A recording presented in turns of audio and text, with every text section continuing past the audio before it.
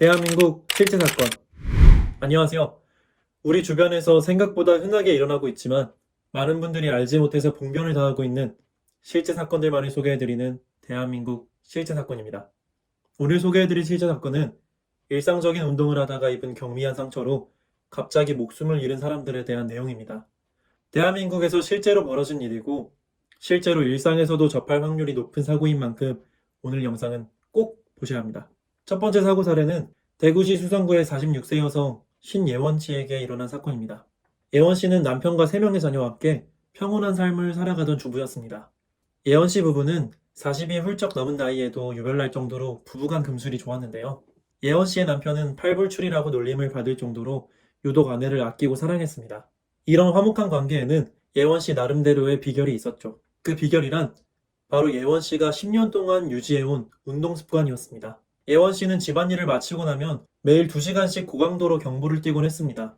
덕분에 예원 씨는 주변 친구들에 비해 몸매가 늘씬했고 10년은 젊어 보이는 흔히 말하는 동안 미모를 유지할 수 있었는데요. 이런 예원 씨는 남편의 가장 큰 자랑거리였고 그녀는 이 모든 게 다 경보 덕분이라며 어깨를 으쓱하곤 했죠. 그녀는 지인들을 만날 때마다 경보를 강력하게 권해왔는데요. 허리 라인을 잘록하게 살리고 종아리살을 빼는데 경보만한 것이 없다는 게 그녀의 지론이었죠. 다이어트에 도움이 될 뿐만 아니라 경보를 뛰면 신체 노폐물을 빼낼 수 있고 혈액순환에도 좋으니 만병통치약이 따로 없다는 것이었습니다. 이 같은 예원 씨의 거듭된 경보 예찬에 지인들은 혀를 내두를 정도였습니다. 사고 당일에도 예원 씨는 집 근처의 범어공원에서 경보를 신나게 뛰던 중이었습니다. 예원 씨는 그날따라 의욕과 활력이 넘치는 기분이었습니다. 바로 그 전날 밤에 남편에게 새 조깅화를 선물 받았기 때문이었죠. 10만 원이 넘어가는 브랜드 제품으로 쿠션감이 탁월하고 바닥을 디딜 때 지지력이 좋은 것으로 유명한 제품이었습니다. 예원 씨는 새 신을 신고 기분이 좋아진 나머지 평소보다 훨씬 센 강도로 땀을 뻘뻘 흘리며 공원을 몇 바퀴 돌았죠. 그렇게 1시간쯤 지났을 때였습니다. 한참을 걷다 보니 어쩐지 예원 씨의 발바닥 쪽이 불편하고 따끔거리는 것이 느껴집니다. 예원 씨는 의아해하며 벤치에 앉았고 신발을 벗은 뒤 발바닥을 살펴보았죠. 그런데 예원 씨가 손가락으로 발바닥을 건드릴 때마다 쿡쿡 쑤시는 통증이 전달되는 것이었습니다. 예원 씨는 직감했죠. 오랜만에 물집이 터졌구나 하고 말입니다. 10년간 경보로 단련된 예원 씨의 발은 물집이 잘 잡히지 않았지만 새 신발이 예원 씨의 발에 맞지 않았던 모양입니다. 양말을 벗어보니 엄지발가락 쪽에 500원짜리 동전만한 커다란 물집이 터져 있는 상태였죠. 예원 씨는 오늘은 날이 아닌가 보다 하고 체념을 했고 아픈 발을 이끌고 집으로 돌아갔습니다. 하지만 예원 씨는 상처를 씻고 반창고를 붙여두기만 했을 뿐 특별히 약을 바르거나 소독 조치를 하지는 않았는데요. 경보를 하루 이틀 뛰어본 것도 아니고 물집 터지는 정도야 일상다반사라는 생각에 그렇게 했습니다. 그렇게 그날 밤이 지나고 다음 날이 되었습니다. 또 예원 씨에게 바쁜 하루가 찾아왔죠. 예원 씨는 늦잠을 자는 막내딸을 깨우고 가족들의 아침 식사를 준비하는 등 예원 씨는 분주한 아침을 보냈습니다. 그리고 숨 돌릴 틈도 없이 설거지 및 청소를 하고 세탁기를 돌리고 나니 금세 오후가 되었죠. 이제는 장을 보러 갈 차례였습니다. 예원 씨는 현관문을 나서기 위해 허리를 굽히고 신발을 신으려 했죠. 그런데 그때였습니다. 그 순간 예원 씨의 머리에 강한 현기증이 느껴진 것이었습니다. 예원 씨는 비틀거리며 신발장에 기대게 되었습니다. 그리고 예원 씨는 기댄 채로 현관에 빛이 된 거울을 보게 되었습니다. 그런데 거울에 비친 자신의 얼굴이 너무나도 창백한 것이었습니다. 또 발바닥 쪽에서 너무나도 극심한 통증이 척추를 찔러오는 듯 했습니다. 예원 씨는 병원으로 가야겠다는 생각에 어떻게든 현관문을 열려 했습니다만 미처 문을 열지도 못하고 그 자리에서 쓰러지고 말았습니다. 그렇게 예원 씨는 남편이 퇴근할 때까지 현관에서 몇 시간 동안 방치되고 말았습니다. 남편이 회사 일을 마치고 돌아왔을 때 이미 예원 씨는 숨을 거둔 상태였습니다. 다음 사건은 서울시 양천구의 53세 남성 김성재 씨에게 일어난 일입니다. 성재 씨는 구로 디지털 산업단지에서 자그마한 공장을 운영하는 사장님이었습니다. 중견기업에서 20여 년간 재직하며 익힌 노하우로 창업을 한 지 5년째가 되었죠.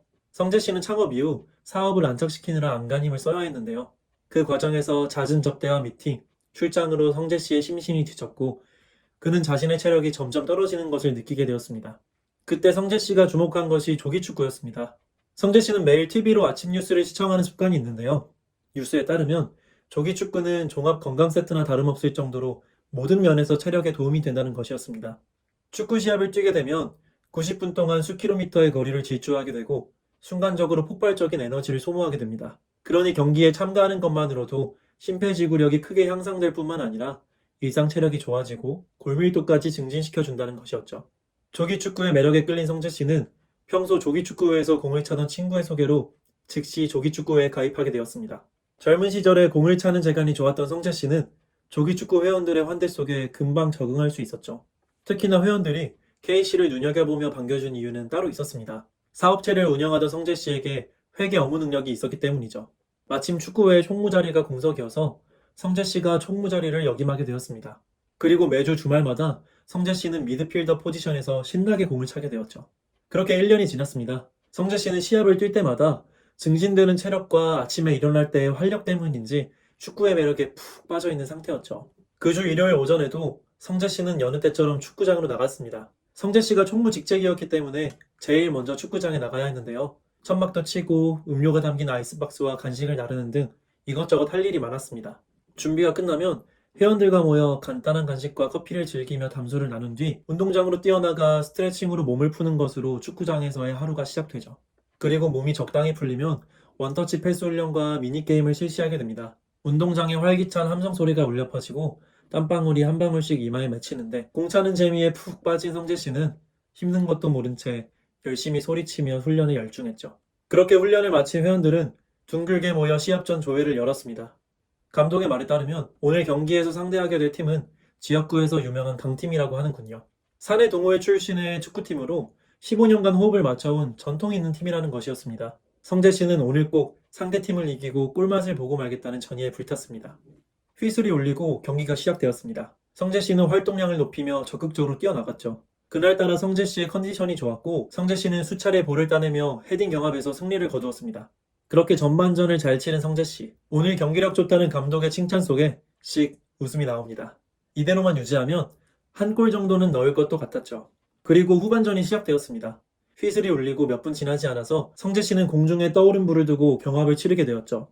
그런데 그때였습니다. 성재 씨가 높이 점프하면서 상대의 팔꿈치에 이마를 얻어맞고 만 것이었습니다. 성재 씨는 강한 충격과 함께 바닥에 추락하고 말았습니다. 경기가 중단되었고 선수들이 달려와 성재 씨에게 괜찮냐고 물었습니다. 하지만 성재 씨는 별 문제 없다며 손살을 치고 툭툭 털고 일어났습니다. 세게 얻어맞은 나머지 두개골이 멍하게 울리는 듯 했지만 매우 중요한 경기였으니 그 정도 부상을 가지고 포기할 수가 없었던 것입니다. 성재 씨는 그렇게 몇 분간 경기를 잘 치르는 듯 했습니다. 하지만 머리를 맞은 탓이었을까요? 성재 씨는 볼을 향해 질주하는 과정에서 다리가 접질려 바닥에 넘어져 뒹굴고 말았습니다. 모래바닥에 무릎이 휩쓸려 심한 상처가 났고 무릎에서 피가 줄줄 흘렀죠.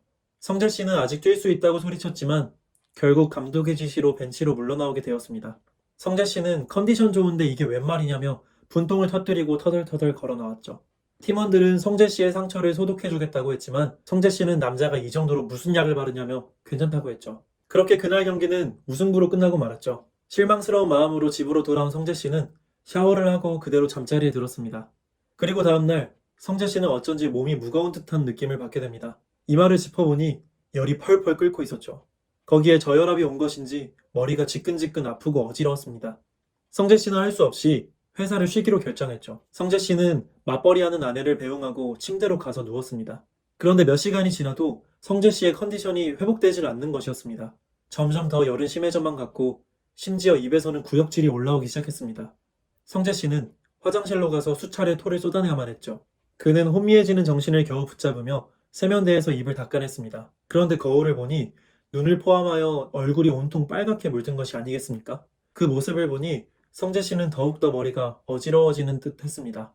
성재 씨는 정신을 잃고 어지럽게 비틀대다가 그만 화장실 바닥에 나동그라지고 말았습니다. 그리고 성재 씨는 두 번 다시 일어날 수 없게 되었습니다.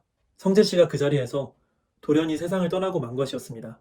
매주 축구 시합을 뛰며 건강을 되찾아가던 평범한 남성이 지병 하나 없이 갑자기 사망하게 된 사건이었죠.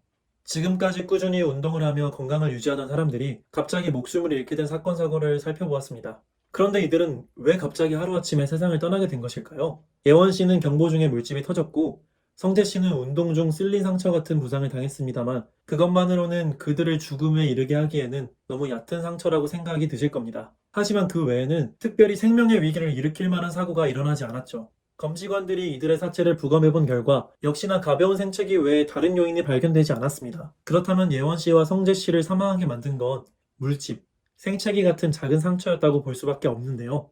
어떻게 겨우 물집 정도로 사람이 죽게 된 것일까요? 그 원인은 바로 TSS. 풀어서 말해 독성 쇼크 증후군이라는 현상 때문이었습니다. 독성 쇼크 증후군, TSS라는 명칭을 처음 들어보시는 분들이 많을 겁니다. 독성 쇼크 증후군이란 포도상구균, 연쇄상구균 같은 악성 세균이 몸의 상처를 통해 인체 내부로 유입될 때 일어날 수 있는 현상입니다. 포도상구균이 상처 속으로 들어오게 되면 피부 속에서 염증을 일으키고 내부에서 번식하게 되죠. 그런데 운이 좋지 않아 감염이 급속도로 악화될 경우 바이러스가 내부에서 독성 물질을 생성하여 폐혈증 쇼크를 초래할 수가 있습니다. 이 쇼크가 심하게 일어났을 경우 실신이나 심정지 같은 치명적 증상을 불러일으킬 수도 있는 것입니다. 예원 씨와 성재 씨는 상처가 가볍다고 무시하며 제대로 된 조치를 취하지 않았고 현기증이나 고열 같은 TSS의 전조 증상이 나타났음에도 불구하고 바로 병원을 찾지 않았습니다. 그렇게 치료의 골든타임을 놓치게 되면 균들이 급속히 혈류에 침투하여 사람의 목숨을 앗아가게 되는 것입니다. 그렇다면 이 독성 쇼크 증후군을 예방하기 위해선 어떻게 해야 할까요? 독성 쇼크 증후군을 방지하기 위해선 먼저 TSS의 증상을 철저하게 파악하는 것이 중요할 겁니다. 독성 쇼크 증후군이 발병할 경우 급작스러운 고열, 저혈압이나 피부 발진, 근육통이나 두통 증세가 나타날 수도 있습니다. 이런 증상들은 감기 몸살에 걸렸을 때와 크게 유사한데요. 그러니 이 같은 증상을 가볍게 여기다가 독성 쇼크 증후군의 일격을 맞기가 매우 쉽습니다. 독성 쇼크 증후군은 매우 치명적인 감염 질환으로 방치하거나 치료를 늦게 받으면 사망에 이를 가능성이 높습니다. 그러므로 가벼운 증상이라고 방심하지 마시고 바로 병원을 찾을 것을 권해드리고 싶군요. 독성 쇼크 증후군이 발병하더라도 초기에 병원에 가기만 하면 빠르고 성공적인 치료가 가능하다고 합니다. 독성 쇼크 증후군은 결코 자연 치유가 되지 않으며 적극적인 병원 치료가 있어야만 회복 가능한 질병이므로 증상 발생 시 병원에 가셔야 한다는 사실을 꼭 명심해 주십시오. 지금까지 작은 생체기로 인해 발생하는 TSS, 독성 쇼크 증후군의 치명적 위험성에 대해 상세히 알아보았습니다. 우리 주변에서 흔하게 일어나는 충격적인 실제 사건들과 그것을 예방하는 방법까지 알려드리는 대한민국 실제 사건. 오늘의 사연은 여기서 마치겠습니다. 구독과 좋아요는 저에게 큰 힘이 됩니다. 더 좋은 영상으로 찾아뵙겠습니다. 감사합니다.